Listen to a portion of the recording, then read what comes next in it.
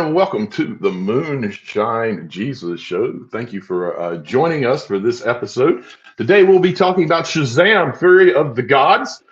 We first, though, want to remind you that we are sponsored by ProgressiveChristianity.org, a fantastic place to go and get all your progressive Christian needs. You'll find places to network, places where you can find churches that you might be interested in, and a ton of information about progressive Christianity, theologically and otherwise. But more importantly, I want to welcome my good buddy Caleb. How you doing today, Caleb? I'm great. It's good to be with you today, Mark.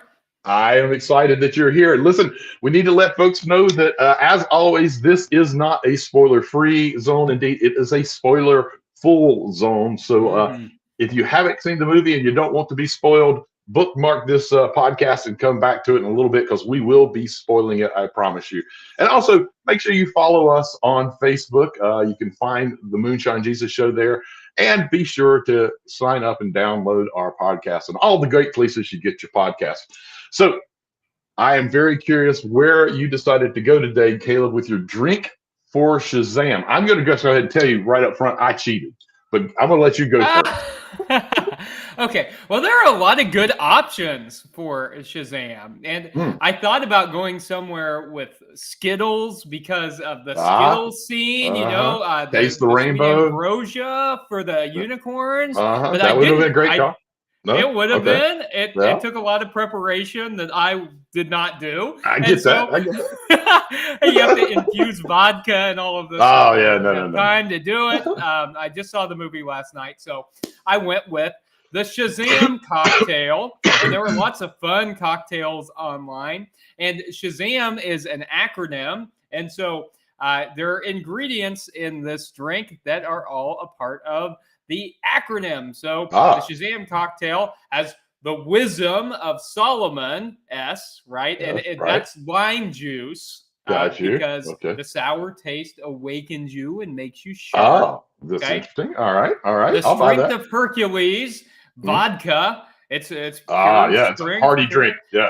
Yes, right. And then the stamina of Atlas. I've got tequila because that is associated with stamina. Right. It's trying to stay awake at a party, things like that. The strength of the power of Zeus. Now, the recipe called for absinthe, but I know you've got absinthe at your house, Mark. I didn't have any. Yeah. So I used something strong, though. I used 115 proof bourbon to substitute there. Nice. And then the Courage of Achilles mezcal usually takes some courage to try mezcal after you've sniffed that. And then the Speed of Mercury, simple syrup, because your taste buds pick up the sweet scent very quickly. And then a splash of cranberry juice to represent Billy Batson, who manifests all these powers. So here it is. I've already drank some of this. I love it. And I say Shazam when I drink it. It's strong and good. Okay, I love it. So how about you? What are you drinking today, Mark? I can't see what you're we are recording on my birthday. And on my birthday, I drink one of two things. I drink a lot of water and I drink bourbon. And so today, I didn't even try to make it match Shazam. I went out. I bought myself a special bottle of I.W. Harper bourbon. It's Cabernet aged, and it's from their reserve collection. So I'm just treating myself on my birthday is all I'm really doing. So happy birthday! Hey, I appreciate it. Cheers to you, sir. And yeah, it's my birthday, so go easy on me today. All right? No promises. Moonshine Jesus. Moonshine Jesus. Moonshine Jesus. Moonshine Jesus. Won't you shine a light?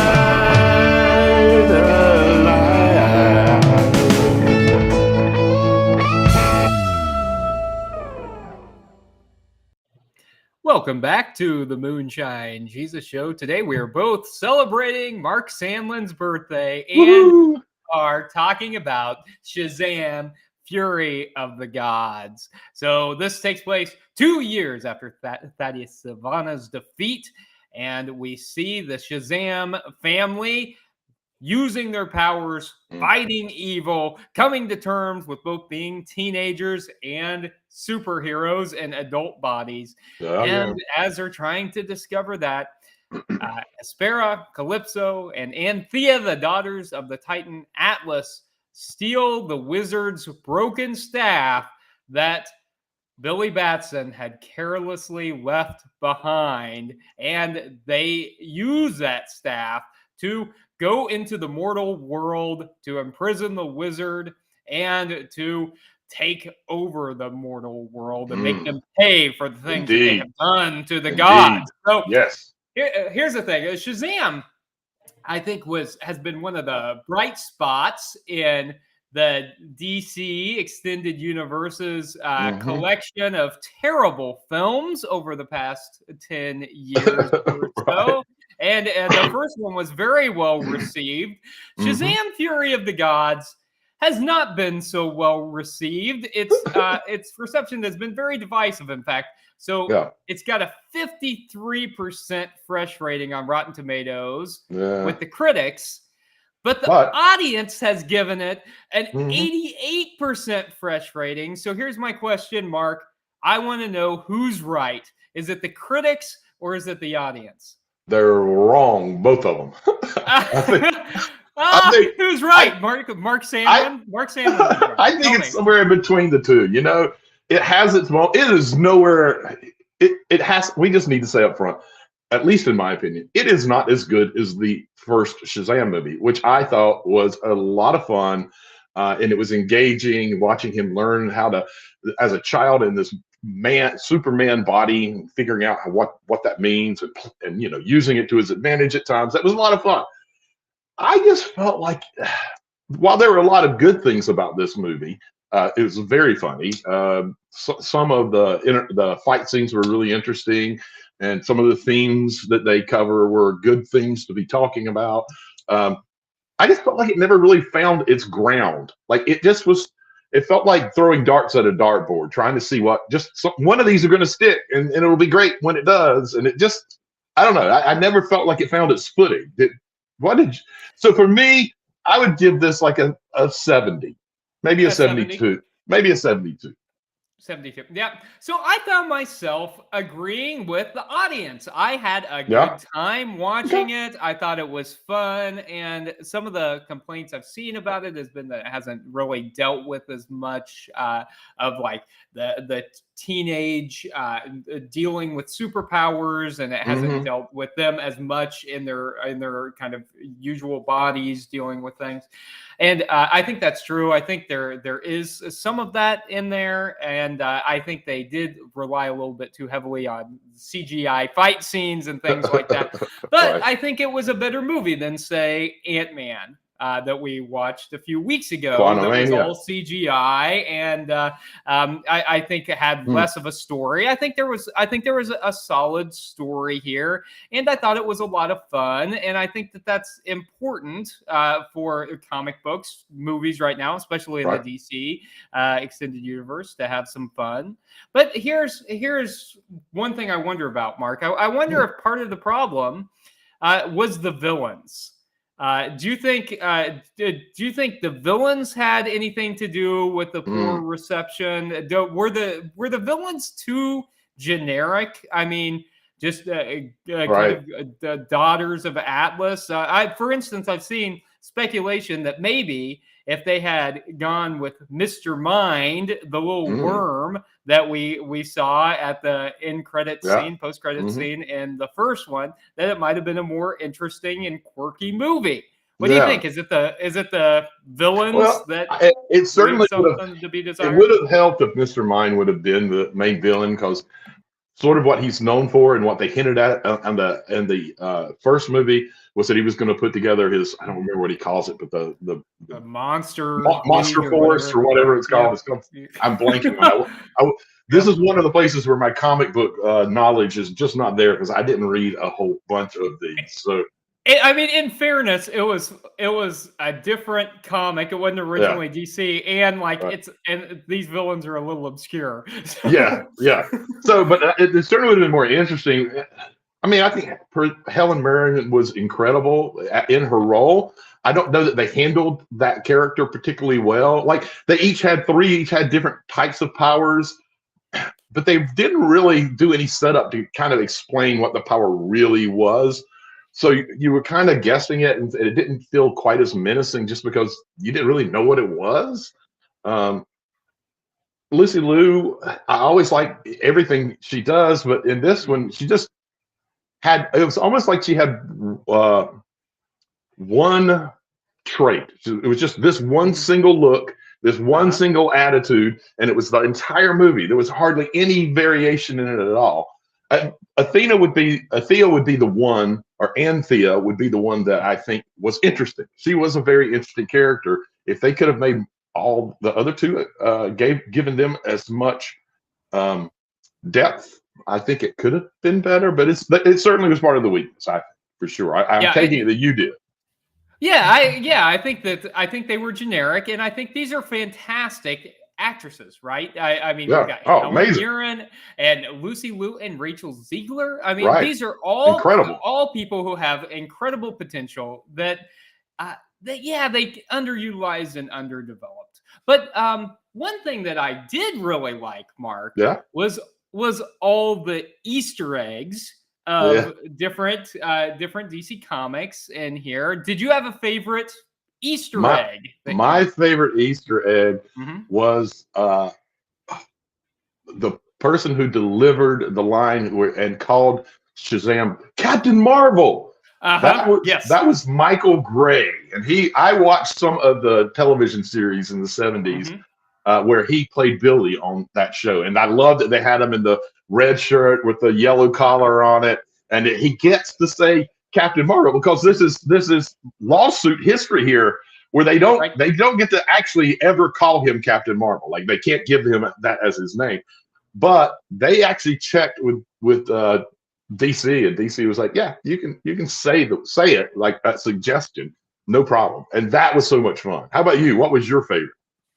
Yeah, that was so fun to see Captain Marvel and to have that suggested as a name. Captain Sparkle Fingers is my favorite suggested name that they that was a good one. That was a very good one. So, but for those who don't know, of course, Captain Marvel is the original name of the character, right? So my favorite Easter egg is Diedrich Bader, who voices Batman in Batman the Brave and the Bold. Which is going to be one of the movies coming up. Right. Yeah. So, I liked getting to see him as one of the teachers who Lucy Liu's character then convinces to jump off the side of the school. But it was fun to see him. And they talk about that. Always forget that humans pop like grapes. I was like, whoa. But that was one of the lighthearted lines that made it kind of fun. So, okay, Mark, I've got a question I've got to ask you. We're in this time. This is the last movie of the DCEU as it is before The Flash comes out over the summer. That's going to do a soft reboot of the DC Comics movies, right? And shows the DC Extended Universe to the DC Universe. There's been talk about Zachary Levi perhaps staying in the role of Shazam, but in large part, James Gunn said it was going to depend on the reception of this movie. Do you think that Shazam is going to make the cut in this new DC universe, or you think he's going to be on the chopping block? All right. Well, hold on. First of all, I need to scratch off one of my questions for the Make Me Look Stupid segment. And you did it again, man. I did it. I got 3 ready, though. So you got 2 more you got to knock off before you get them all. It's been weeks since I've been able to guess correctly. I kind of feel like we are going to see him, and I don't think if it was based just on how successful they are, we would not see him, because it's not done what they wanted at the box office. And honestly, I think this show proved that the Shazam story as an origin story makes great movie making.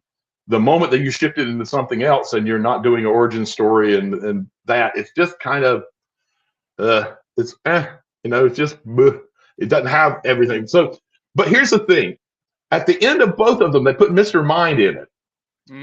That, and they have invested in, and he says, he is a psychic bug. And then in Peacemaker, which Gunn did, who is now the new head, we have psychic butterflies. Makes me wonder if they might be of the same universe or of the same planet or even the same species. I don't know. It just feels like there's some connective tissue there. He's already said Peacemaker will continue on. I think that Mr. Mind is the reason why Shazam is still going to be around, because you need Shazam for Mr. Mind to be the bad guy, because that's the only comic he was ever in that I'm aware of. So what do you think? Is it going to still be around? I think Zachary Levi's character is still going to be around. I'm not sure we're going to see the rest of the Shazam family. Not the Shazam fam?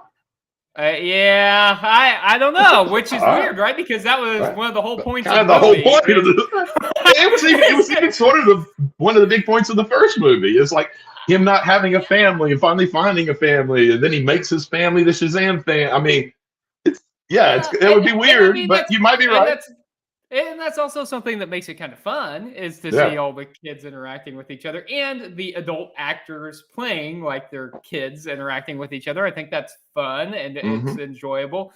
But I think the post-credit scene, or I guess the mid-credit scene, where we've got Shazam approached by characters in Peacemaker, I think signals that his character is going to continue to be in this DC universe. And I think that's a good decision. I think that if he's utilized correctly, he's one of the few really successful characters that we've seen over the past decade. I think it would be a shame to see that washed away just because we're doing something new. And I think if you're going to choose a character, that's the one I would choose. There's been a lot of upset about Henry Cavill not being Superman and all. I don't think that's a mistake. I think holding on to Zachary Levi is the best decision.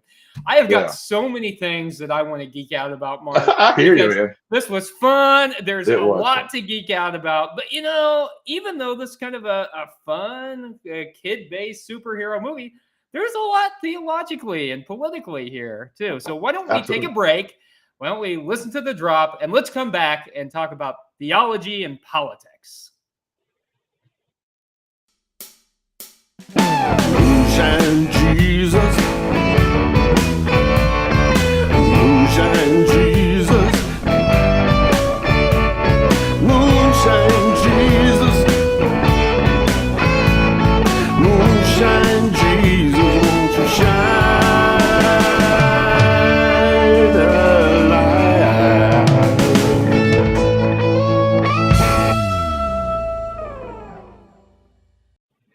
Hello and welcome back to the Moonshine Jesus Show. You're joining us for our Theo Politico segment. So, Caleb, right off the bat, I want to jump to one moment in the movie to make sure that we talk about this before we jump into a few other things. The moment is when they're running through as heroes through their parents' bedroom, and it's a lot of chaos. And they're just I think they say "just say it" or something like that. And Pedro tells his family that he's gay, and everyone says, "Yeah, we knew," and then they just keep moving on. Yeah. Is that what it should really be like when people share with their friends and their family, "Hey, I'm gay"? Or should it be more? Should it be more of turning to them and embracing them and making sure they know that how much you care about them no matter what? Or should it be something even completely different? It was an interesting way of them showing this. Because it's a very big moment in a person's life, and to see how they handled it, I thought was interesting. And so my question is that how it really should be? So that struck me as an interesting moment too, because it's in the midst of this this very this like tense scene. They're being chased by this dragon, and Right. they've got just a couple of seconds to tell the parents that they got to get out of the house. And they've just found out they're superheroes, and in the midst of that, Pedro says, "I'm gay," and nobody cares.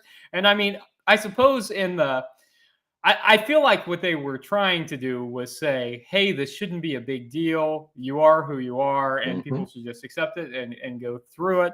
And I understand that. I felt like it was also maybe a way of them just plugging a gay character in without actually exploring anything about what that means or any kind of development. So I felt like that was unfortunate, or at least that's the way it hit me. Is I didn't feel like we actually got to explore what any of that meant. It just kind of felt like a throwaway line, which I felt was kind of cheapened the character a little bit and cheapened the sexuality of the character a little bit. I think that hey, maybe in an ideal world, you just say I'm gay and people say, okay, well, fine, great. Yeah. But that's not the world that we live in, where even if your family is totally cool with which, there are families where it's not a big deal, or if you come out as gender non-binary or trans or whatever, then people want to walk that journey with you.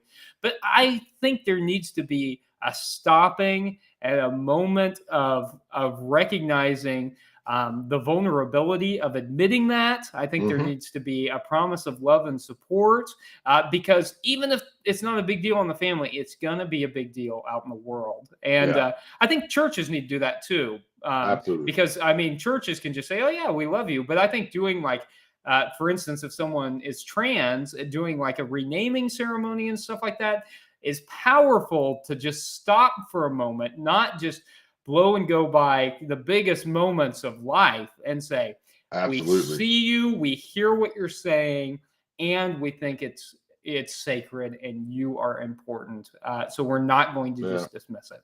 That was my read. I wasn't real happy with the way that was presented. Yeah. What do you think, Mark? When I first saw it, my first instinct was, oh, okay. That's actually, I kind of like the fact that it's like, yeah, you're our brother. We're fine. No worries. We're going on. But then as I reflected on it, I realized, it should be how it should be is I'm going out with Jack tomorrow, and you go, oh, okay. Well, you and Jack go have fun. But the fact that he feels like he has to announce it to his family tells you everything you need to know about the world that they understand him to be in. That it is a world where it's something that he's not sure how safe he feels, even though he has this incredibly supportive family. But he has been waiting and this was the moment he's willing to say something. If you put the character in that world where it's necessary to come out, then this was a horrible way of handling. It's almost dismissive of him, and he. I want to imagine that once they saved the world, that the family got back around him and said, we're here for you. We love you. The world's going to treat you at times in a really horrible way, but know that your fam's always got your back. And that's what needed to happen. So it was a weird place to put that, because even if they wanted to do that they couldn't have done it then. But it was pretty clear, frankly, the way that they handled it, that they weren't going to do that. They just all kind of like, oh, okay, and move on. And I'm with you. It felt wrong. I felt like it definitely his sexuality wasn't being taken seriously, considering the society they clearly are putting those characters into. So I wasn't thrilled with that. And I love what you had to say about what the church's role in that should be, which leads me into what I'd like to do now. I want to take some of the themes that, like I said at the beginning, it felt a lot like they were just throwing darts to see what was going to stick. There are several really important themes that get sort of touched on and then sort of not. What I'd like to do is, since it's my birthday, I'm imagining darts sticking for just a second on the dartboard and then go falling off. They kind of landed. I like it. So since it's my birthday, I want you to do all the hard work for the rest of this segment. It's only fair. I want you to do all the hard work. So I'm going to go through the list of some of, not a big list, but 4 or 5 themes from the movie, and I'd like you hear your thoughts on what role the Christian church should play in these things, or if they should at all, in terms of helping people with it, and Okay, all right. maybe even some thoughts on how. So one of the first Okay. big ones, yeah. You're gonna give them to me all at once, and then I'm No, gonna go through. I will not. I'll give them to you one at a time. And Excellent. if we don't get through the list, Yeah. if we don't get through the list, it's okay. I'm just really curious to hear where you fall on some of these. So Okay. the first one is, and this was a really big one that they did kind of run throughout the movie and did some solutions to, is the fear of abandonment. I think it even starts with him saying, I'm too stupid to have these powers or something like that, and that he from that moment on, he's just worried that no one's going to believe or want him or keep him, that he's aging out of his family. There is this very clear, it's part of what do they say? All or none, or what was, yeah, and it was his, all or none. all or none, something like that. And it was part of his way of trying to keep the family together and not be abandoned and going off on her own. So take fear of abandonment. What role, if any, should the church have in helping folks who find themselves in that type of a situation? Yeah, and I also should say that I think this is the main theme of the movie, and it runs through it the clearest. And I think they set it up nicely, but I don't feel like we really tie a little bow on that. They kind of tie it loosely, like, well, okay, look, he doesn't have fear of abandonment anymore, but they only do a tiny bit of work to let us know maybe why. There's that moment on the top of the parking garage or wherever it was where Mom says, "Can you turn back into my Billy? I need a moment with my Billy." Right. And that moment did feel like, well, but it's not that simple, is it? No, it's not. And so I kind of had a problem with the main theme of it, even though I liked the movie. I feel like we didn't really get a clean resolution to this. In terms of what the church should do, though, I think there are a lot of folks who have abandonment issues, especially when we're talking about people who often come to progressive church communities like yours and mine, Mark. Is that, there are so many people who have been abandoned by their family or who have been disowned by their family, especially people in the LGBTQIA plus community who, have been pushed aside from their family or told that they're not worthy by their family. And I think the church can play a role in helping people to have a family of choice whenever they've lost their family of origin. And, this goes both ways. I did a funeral yesterday for someone who's kind of was abandoned by their children when they came out.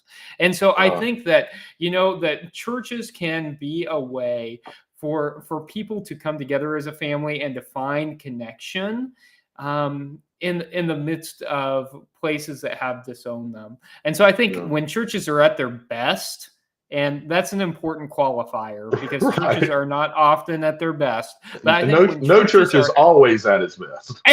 Well, that's true too.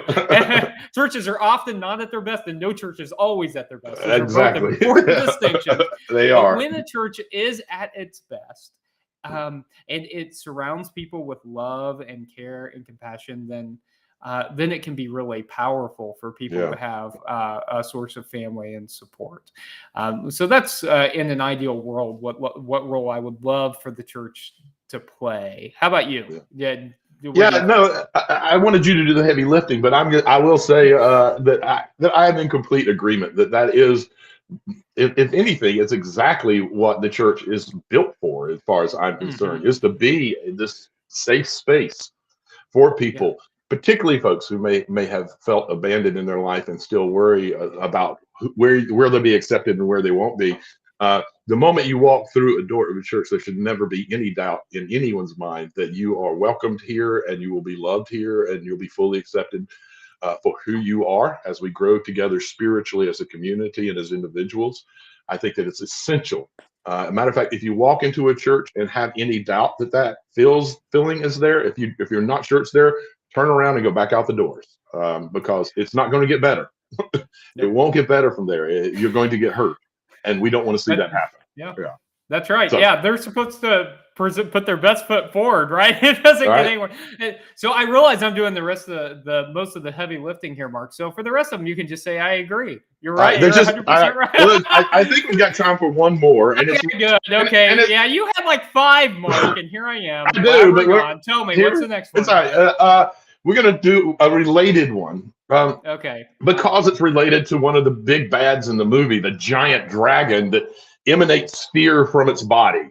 And there is this sub-theme of importance of not just overcoming a fear of abandonment, but just overcoming your fear in general. So again, from the standpoint of the Christian church, what role does the church have, or should it have, in helping folks understanding their fears and overcoming their fears? So I think we're really good at the Christian church is really good at trying to make people fearful of something. Be scared of those people, be scared of going to hell, be scared. So, but what should the role actually be? That's exactly where I was going to go with this, because I was going to say that the church is actually a tool for fear most of the time. The church is the dragon trying to keep people living in fear so that they behave in a way that church leaders have decided is the appropriate way to behave. So, but that's bad theology, and that's not good Christian practice. Right. Because good Christian practice is about overcoming our fears of life and helping us to make meaning and sense of the world. And so I think that, again, if a church community is doing what it ought to be doing, it ought to be a place, not that makes us fearful, Mark, but a place that surrounds us with such authenticity that we feel like we can bring our fears about life, about God, about the world, a place where we can really share those and dig into those and figure out what all of that's about, unpack bad theology and all of that as we try to make the world a little less scary of a place, or at least we come up with strategies then with things that are scary, not just in our lives, but in the world, like say evils, like say fascism, like how it is that we then as Christian community can combat those in a real way. So anyway, I wish the church would be a little less fearful, Mark. Yeah, me too, man. Wouldn't be the dragon. And you know, there are the churches out there that are working hard to put a different foot forward and work against, and even sort of call out the churches that are inciting fear rather than inciting love, which is kind of the counterbalance that we really need there. So we could go through that. We've got so many more that we could be talking about. Like I said, there were a bunch of darks they threw, but those are kind of some of the big ones that I wanted to touch on because of the way that related to what the church should be and what the church unfortunately can be at times right now. So, but we're out of time for this segment. So the good news though is that we get to go to our favorite segment, the Make Me Look Stupid segment, where we commence to trying to make our co-host look stupid.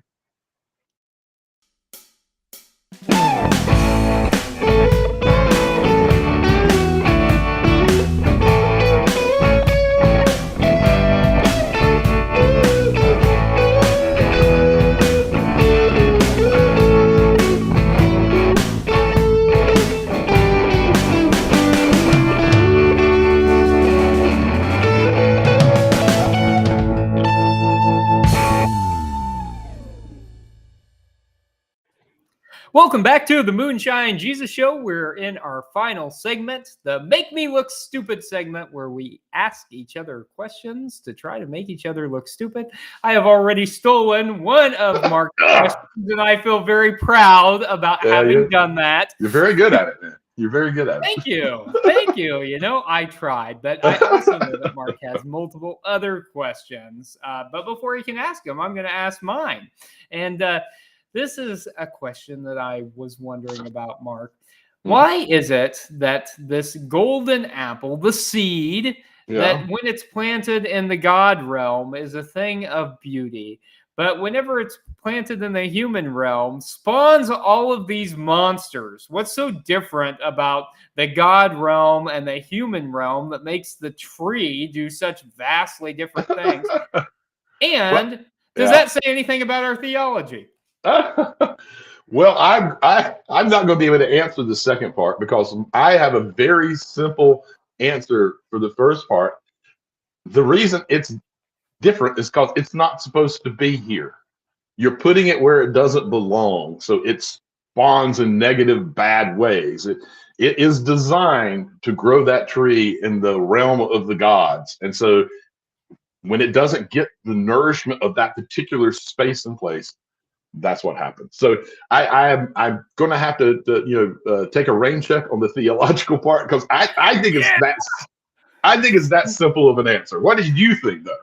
So I'm going to answer. So I'm going to use your answer to come up with a theological answer. Yeah, love it. So because I think your answer is right about why it is that it thrives in one area and doesn't in the other. And I think that theologically what that tells us is that there are some places where we can thrive. There are some places, there are some communities, there are some places where we're supposed to be that allow us to thrive. And then there are places that suck us dry, suck out all our energy, turn us into people who we really aren't. That can be toxic work environments, that can be toxic relationships, Absolutely. all of those kinds of things, and can make us into this tree that's spawning monsters. And so I like this, Mark, because I think this is theologically rich. That if we do some discernment about where we're supposed to be, that can really help us to thrive. I love it. So, great answer. Hey, look, teamwork, Mark. Hey, boom. High five you. Virtual high five. Virtual high five. Very good. All right. So my turn. Yeah. And so one of the themes of this movie, I would argue, is that it isn't your superpowers that really makes you brave or a hero, that it's who you are as a person. Yeah. And if that is true, why do all the kids, when they say Shazam, turn into super fit adult heroes? If who they are is what makes them a hero, why are they all super fit? So we lose a crutch. The kid who's overweight all of a sudden is this fit superhero. Somehow that wasn't going to work, and none of them remain kids. And let's face it, we got comic books after comic books of kid heroes, but please help me understand why that was a theme of the movie. When they turn into superheroes, they turn into these super fit adult heroes.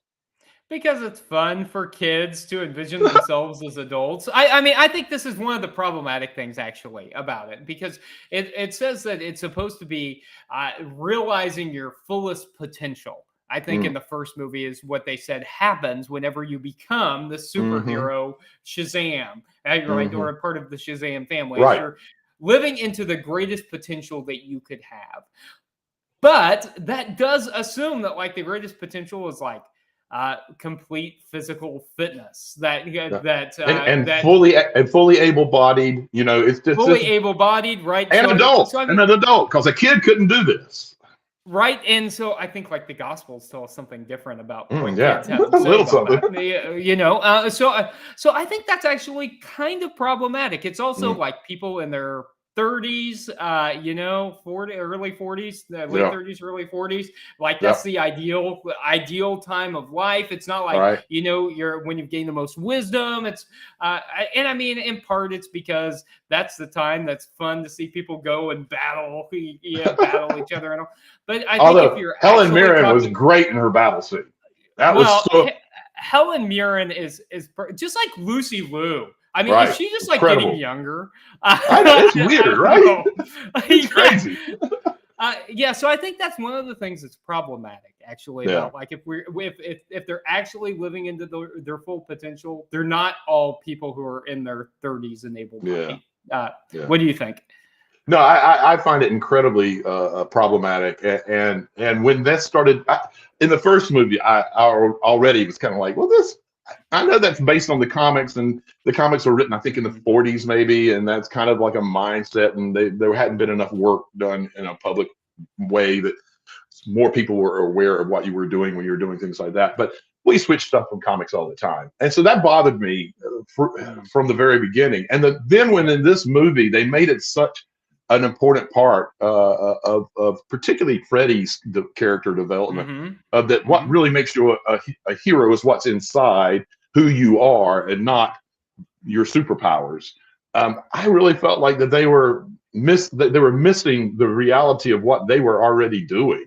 That they're making this claim, but they're creating superheroes that are very opposite of what the claim is, and I do find it problematic.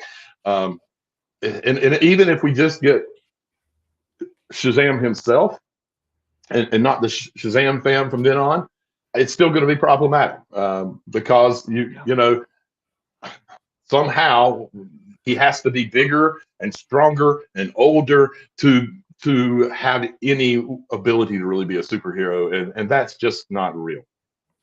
Yeah, I think you're right, Mark. You know what? This is against the rules, but you know what? We make the rules, and so I'm going to break them really quick because I've got to know. I just got to pick your brain here before we tell people what we're doing next week. Okay. All right. So Shazam has underperformed at the box office from what they expected it to, and we've seen some of that here lately. Yeah. Is the market too oversaturated with superhero movies right now? Or do you think our interest in that is waning after about 20-ish years of seeing superhero movie after superhero movie? I think it's a combination of, it is oversaturated, and there's just so much out there. We get to a point of having to just pick and choose. I'm not going to go see them all. So which ones which ones will I go see? But I also think that because it's become such a money maker, they've become very formulaic, and that's just not interesting. I don't care if it's a superhero movie or not. If you make a formulaic movie over and over again, I'm going to stop watching your movies. I'm not interested. Be creative, do something new, do something different. Early on, just being a superhero movie felt like it was that. But then they were also fairly creative with their storylines and how they went about even filming. It just feels like now it's like they bring in, you know, a team of folks, and they put them through questions to make sure that they make this movie exactly the way that's going to have the perfect appeal, and it loses its heart and it loses its energy. I think it's partly that as well. I mean, clearly you have some thoughts on it. No, I think you're right. I think it is formulaic, and I think leaning into the weirdness of some of it, which is something that, admittedly, James Gunn, who's taking over the studio with Peter Safran, he's very good at. And so I'm hoping that brings some new energy into like superhero franchises, because I know that I don't want to see fewer superheroes movies being made. I just want to see them being better and more interesting movies. Please. So next week, we're not going to talk about a superhero movie. No. We're going to talk about a different movie, John Wick Chapter 4. Have you gotten into the John Wick movies? I tell you, I have not gotten into any of the John Wicks. Part of it is just my personal problem. I've seen 2 movies that I thought Keanu Reeves was good in. He's a great person. Like, I have such a respect for him as a person. He's an amazing guy. I've just never been able to get into his acting, and that's just my issue, because I know lots of people who absolutely love him. So John Wick's just been one of those that never really got on my radar enough to pay attention to. So this is going to be interesting for me, because I think you're kind of a fan, right? I'm a John Wick fan. I'm a Keanu Reeves fan, and I'm a John Wick fan. I've seen the other 3 chapters, and I think there's a lot here to unpack, especially about revenge, retaliation, and what happens when you kill John Wick's dog. It's not a good thing, Mark. Okay. I can't wait to find out. I can't wait to find out. I'm just going to warn you. Don't mess with John Wick's dog. Okay. So next time we'll talk about John Wick Chapter 4. And we can't wait to see you until next time on the Moonshine Jesus Show.